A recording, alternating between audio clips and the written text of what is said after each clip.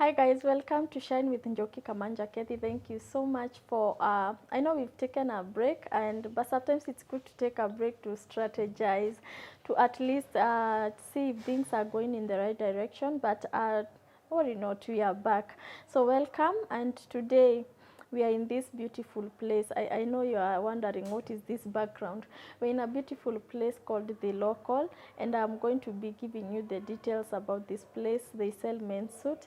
So before we talk about the business, let's talk about the topic of today. We'll be talking about anxiety. Anxiety, and of course, you always know who handles this better. It's our guest, Japheth Murimi, but he's going to introduce themselves. So let's get into the video.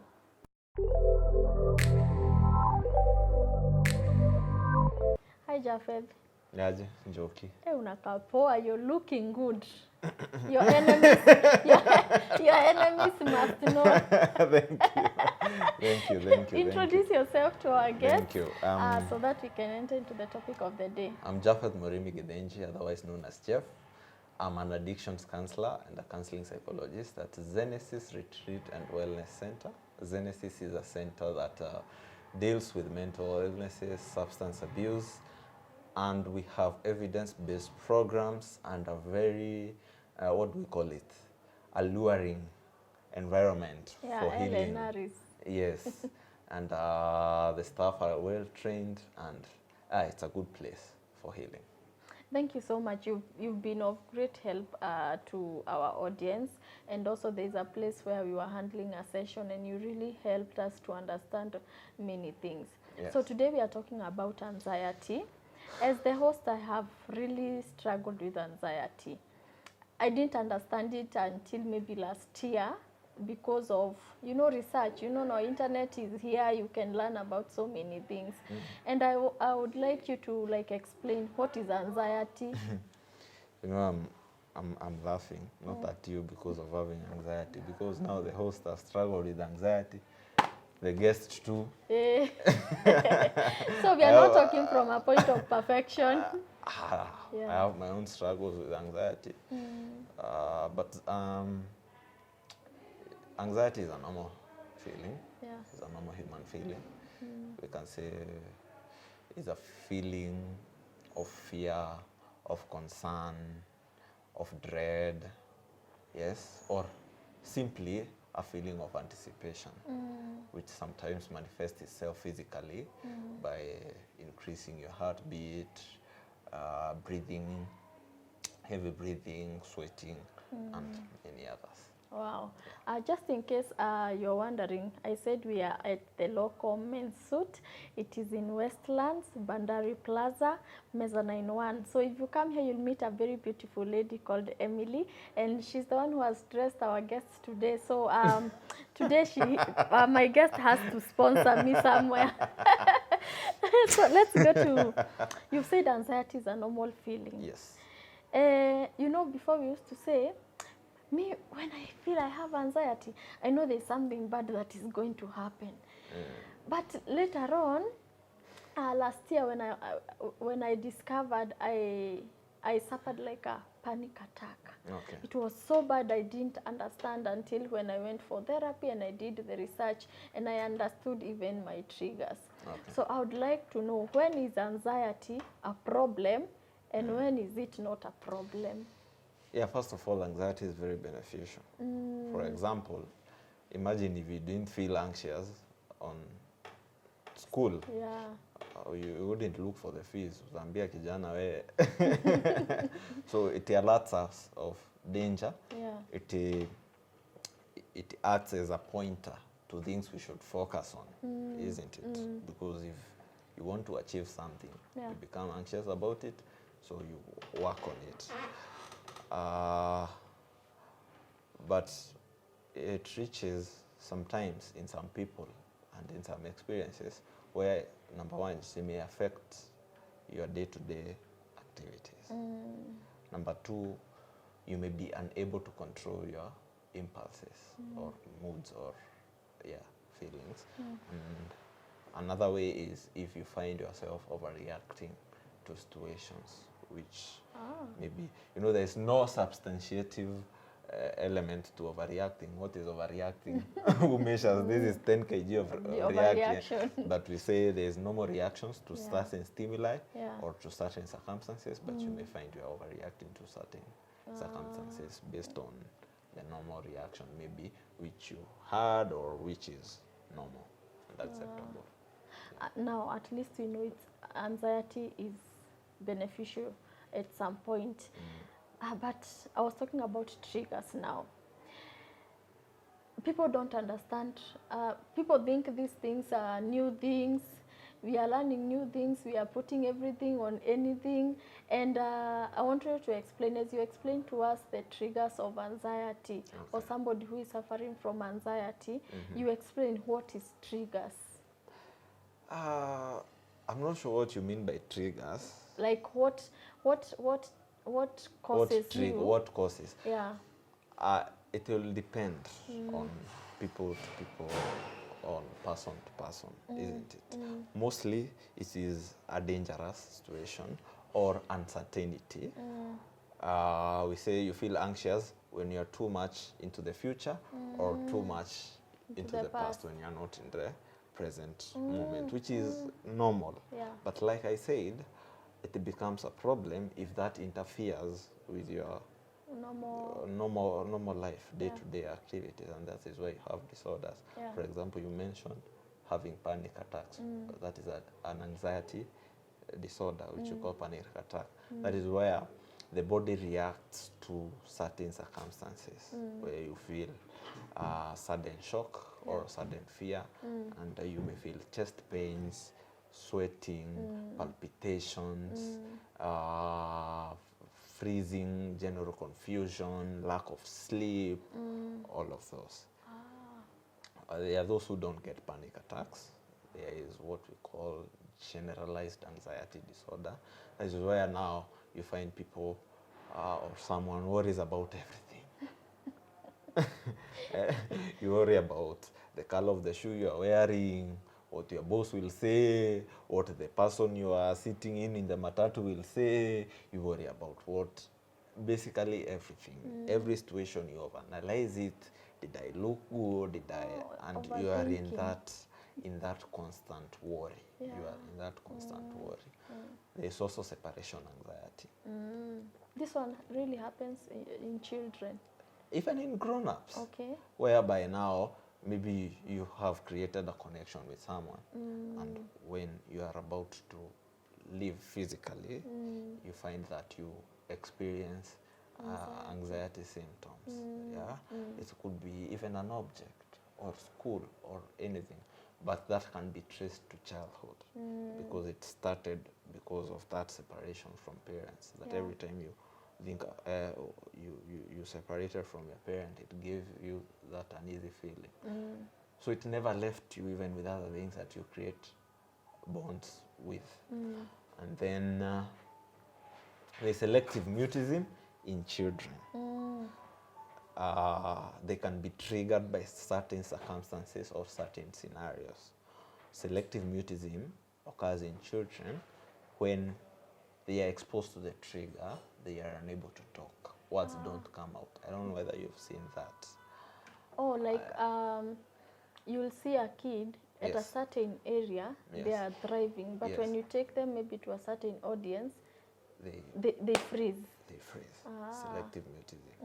Then there is also social anxiety. That one is in kids and it's also in grown-ups, but it starts in childhood. That is where somebody is too Afraid. self-conscious around people. So it's too self-conscious. So in a crowd or in people, they are unable to, to function. They overanalyze their Not crowd. consciously, unconsciously. They are very self-conscious. Okay. So when they have to deal with people, their systems shut down. And then there's phobias too, an anxiety disorders, selective phobias, whereby you are extremely afraid of certain objects, people, like in a hydrophobia. But there's a specific type of phobia called agoraphobia. Not agoraphobia. Agaro. Not, you may think I'm saying I got a phobia. Agoraphobia. It is agoraphobia. Agoraphobia is whereby you are afraid of spaces, queues, being in a bus. Basically, areas where you deem difficult to escape, but are not dangerous, but your mind processes. Or like enclosed places. Enclosed, there could be queues, just anywhere you perceive that it's difficult Okay. to escape. So there's all of those, and maybe a few more that I may not have mentioned. I have had people say they have phone anxiety, phone calls. Like anytime they receive a call, they enter into a panic mode. Is that a new kind of anxiety? It can be called generalized anxiety. It's like, when we were growing up and you're called into the principal's office and things are bad, or the teachers. So it never leaves us when we get old. So a phone call may be perceived as a threat is coming, or you received a threat or a dangerous call, or a call that broke bad news. Oh, so it's coming from a traumatic call that you Yes. ever received. Yes. Okay. Yes, or not even a call, or a situation that your minds associate the call to a dangerous situation. Yeah, that brings me maybe to the causes. What causes these anxiety disorders? And one of them is traumatic events or really stressful events. Yeah, because when you say about traumatic events, for me, if I have a sight of people fighting, it becomes so ugly for me. Like, I don't know what to do. I can't go close because it's going to be worse. Okay, right now I'm in a good space. Thank God for therapy. But I'll go thinking they're about to kill each other. They just want to die. Kwanza, the sight of now bringing the bloody situation. And I want you to dwell on that, about the anxiety because of a traumatic incident. Yeah. See, what happens is maybe you experience people fighting when you are young, at a young age, or for very many times. See what happens in normal situations. This is how the brain works. Because our brains are designed to help us survive. Remember, we came from the cave people. Yes. Were dangerous. Homo sapiens, Homo erectus. So in a very stressful occurrence or circumstance, or dangerous, the body or your mind goes into what we call a fight or flight response, and it occurs in 3 stages. The first stage is the alarm stage, the second stage is the resistance stage, and the third stage is called the exhaustion stage. In the alarm stage, it's where now the body collects energy and all the required chemicals to help you, to cope with the danger. Yes. So your heart rate increases, adrenaline. It's alert, alarm. Then the body enters the resistance stage. This is where maybe the danger has passed, or is looming, or has passed, but maybe adrenaline has gone down, breathing has, It's going to the normal metabolism has also gone down, the energy uptake, but it's still alert it's still preparing for any danger.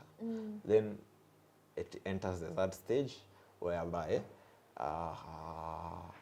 it's called exhaustion, whereby all that comes to an end because the cells are tired or whatever. So the ability of you to process situations is when your body and brain navigates the 3 stages successfully. So what happens if an event is too heavy for you? Your body is stuck on the resistance stage. That's where we get people even Yes. So every time you experience a similar situation, your body goes back to the alarm stage. So there is no imminent danger, but because of that situation, you are stuck on resistance stage, your body goes back there. Also, that could be one event, but also whereby you are in a toxic environment where these events keep on occurring from time to time. So you could have processed it the first time well, then it happened the second time, the third time, so many times that the body was stuck on alert. So even when you get out of that environment and you've gone, hata uende maju. That's why I tell people you can even go abroad, but you go with yourself. Yes. We have like most people in the army, they always stick that can also is one of the causes of PTSD. It's called post-traumatic stress disorder, and severe anxiety is one of the symptoms. It's a relatable symptom. So that may cause, when you are stuck, when you experience toxic environment, toxic relationships, because you are always on alert, abuse, all of those things, they can predispose you to have generalized anxiety disorders, panic disorders, because every time your brain is on alert. There's something else quite technical, but I must mention. Your body always stores the emotions surrounding an event in a very small part of the brain called amygdala. So amygdala. Oh, amygdala. Yes. So what happens is, for example, if something traumatic happens here, my brain is recording, I can see clothes, I can smell whatever I'm smelling, what. So the emotion, the shock will be recorded. So anytime I smell a similar smell, or I see you, or I see these colors, it triggers that. It triggers that emotion, and that is what the body reacts to. Okay. Yes. Wow. I want us to talk to. I hear people who have OCD, and they have a way of, they have put colors, red, and they come and find somebody has put a blue in between, they kind of get anxiety. Is that part of anxiety disorder? They are all mental disorders, whether it's personality disorders, psychotic disorders, neurological disorders. There are very many disorders that also cause anxiety. Okay. Yes. So if someone has an obsessive compulsive disorder, which is OCD, anxiety is going to be one of the symptoms. They feel overly anxious when things are not in order, when things are not going their way. Yes. So that is also one cause of disorders. Actually, even some physical ailments, like thyroid impairment, or some heart diseases, they also cause anxiety. So anxiety as a feeling can be caused by a myriad of issues. Let's talk to these people who have anxiety and they have already discovered that there is a problem. Yes. Which are the avenues that they can use so that they can manage these situations? And as you tackle that, we talk to the people surrounding the people who have this condition, because sometimes, like for me, I had to alert the people around me that are very close, that if you find me in a panic attack, this is what you do to me. Like, you will hug me, hold my hand as an assurance that there's no danger around.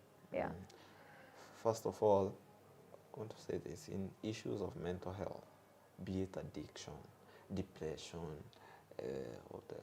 all of those things, psychotic disorders, all of them, there's no one size fits all. You see, where you say, you do this, you'll be okay. You'll be okay.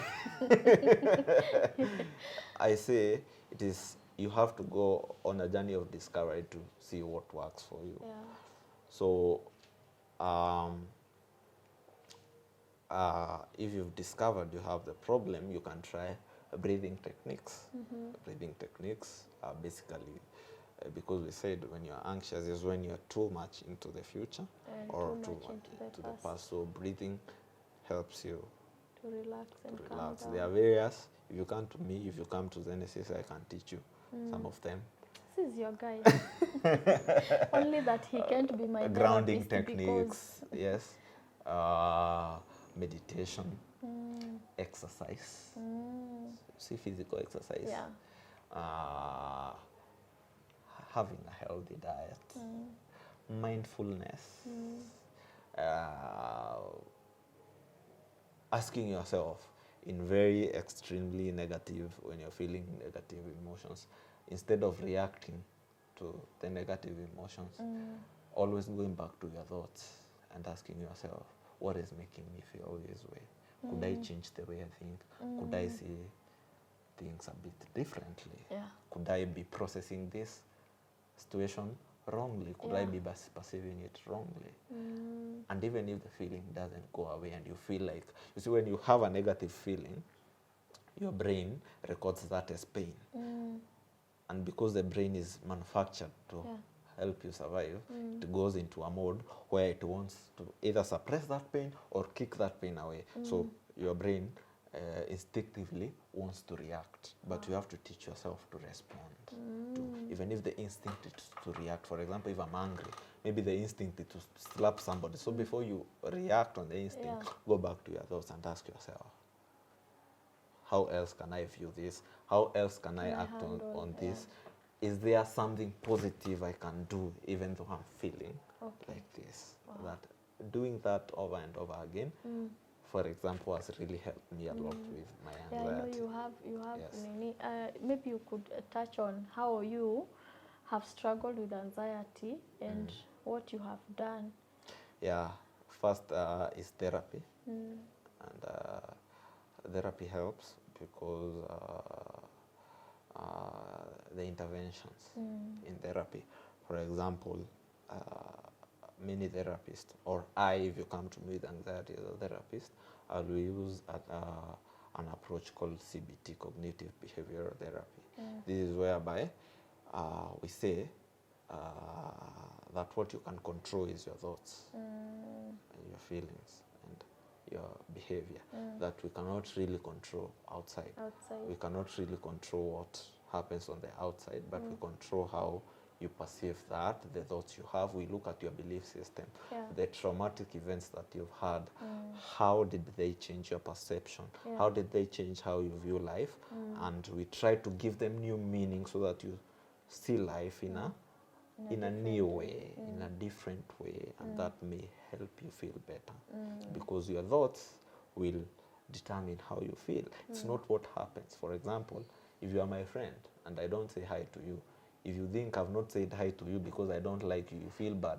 But if you think I've not said hi to you because maybe I have a problem, or you think I didn't say hi to you because You didn't even see me, you won't feel any bad. So normally it's not the It's the situations, it's how we interpret those situations. So we use CBT. And also in severe cases of anxiety, anxiety disorders, a clinician, not me, now a doctor, a psychiatrist, can prescribe medication. There's medication for that, but I won't touch on that because that's not my field. Not your area. Yes, but that also helps. Okay. Yeah. So that and wellness, mindfulness, self-care, Journaling. self-love, journaling, sharing. Yes, People very underestimate important. the value of sharing. Yes. But you have to be careful. To who? Sienda mtu akumalize kabisa. You share someone your anxiety and then Nakwambia, they see you next time, they tell you, umeniletea zile anxiety zako. Kama una depression, nakuona na una depression. Some people So can be you also have rough. to be very careful. So to you out there, maybe who don't struggle with such stuff, if somebody comes to you, be empathetic, be Extend compassionate. grace. I mean, Yeah. yeah. You know, it's unfortunate, like as we record this, we lost a very famous guy. He's called Twitch in the Ellen show, and he committed suicide out of depression. And when you look at his photos, he looks a happy man. And that comes to that point when you are saying that extend grace to people, love people. You do not know what they are fighting. Maybe just showing them love, even if they don't speak out, might just ease their wars. Just be warm. Yeah, be warm. But remember, you cannot also be warm and To compassionate everybody. to others if you've not given that first to Yes. yourself. You know, the word of God says that love your neighbor as you love yourself. So Yes. you have to love yourself first before you And love you also others. cannot do that if you don't know yourself. True. So you have to start with knowing yourself, know your triggers, know, you see, and just be human. Yeah. The other day I had a revelation that we see people as titles. We see Joki, me, I host. know you as a comedian. I'm sorry, kama nimechoma. Who the MCA, who the street beggar, who the whoever. And we've put labels on people and we've stripped them of a human. So the more we put label on others, the more we want to put labels on ourselves. Yeah. I want to be this because I want people. Have you ever asked yourself, who are you without those labels? Who am I without being a counselor as a person? You see? Am I a good father? Am I a good husband? That Am is I also a a good label. son? Am I a good person to myself? That is, you see, the good husband, the father, those also are labels. Okay. So without being a father, who am I? Without being a husband, who am I? So it has to start there. So we focus so much on labels. And when the labels fall apart, it gives us anxiety. I don't know who was talking about it. He's a Kenyan celebrity, and he was saying the day he sat down and asked himself, okay, nimeingia kwa nyumba, mi ni nani? Who am I? Who am I? At the end of the day. Yes. And he started identifying himself and describing and defining himself. And that way he found his relationships more better, his fathering more better, his husband duties more better. He was better to his clients. And I really concur with that. Yes. So as we end, I would like you to like encourage somebody who is going through this anxiety and they think maybe therapy is it's something just people talk about. Others say they have tried therapy, it's not working. Yeah. Just talk to them for somebody to feel encouraged that all is not lost. Because for me, I thought, now this thing I have to fight for the rest of my life. But I have found a community of people who understand and they help me to walk through the journey. See, I take this very passionately. Yeah. Because in my career and in my own personal experiences, I've come to know that no one size fits all. Yeah. Yeah. So it's just to encourage you. When you try something, try therapy, it fails, you try this, don't give up on yourself. Continue looking for something, and something one day will definitely work for you in terms of your mental wellness. Yeah. Isn't it? Surround yourself with positive people, very important. If you surround yourself with people and you feel the energy is off, you owe it to yourself to drop them and move on. And as the believer I am, yes.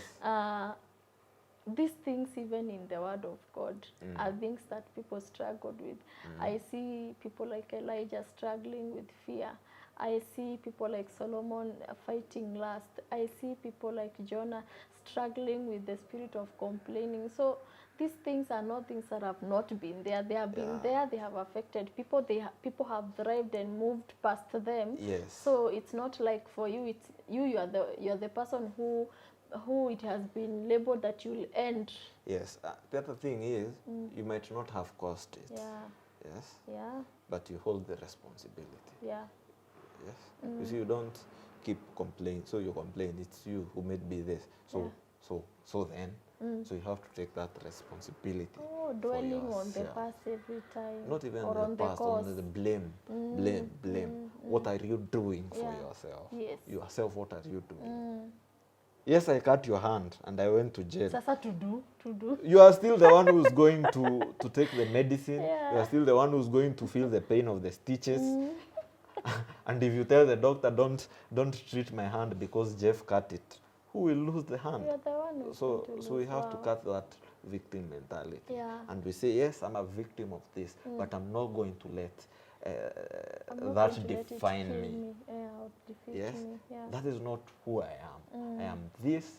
Yes, that is an obstacle, and I'm going to overcome it by doing this. Identifying what you can do to overcome your obstacles. Wow. In the next episode, I know you are going to shed light on suicide, causes of suicide and depression. And I want to really thank you because it's something that you are passionate about and you bring so much light. And actually, it was one of the points that made me go for therapy from the first episode that we did. And I understood how important therapy is. And for me, my mantra has been therapy and Jesus. You use therapy and then you Nice mantra, nice mantra. Uikutanishe na Yesu. Thank you. So yeah, we have been with Japheth Murimi. He's the guest of today, dressed by the local men's suit. It is at Westland Bandari Plaza, first floor, mezzanine 1.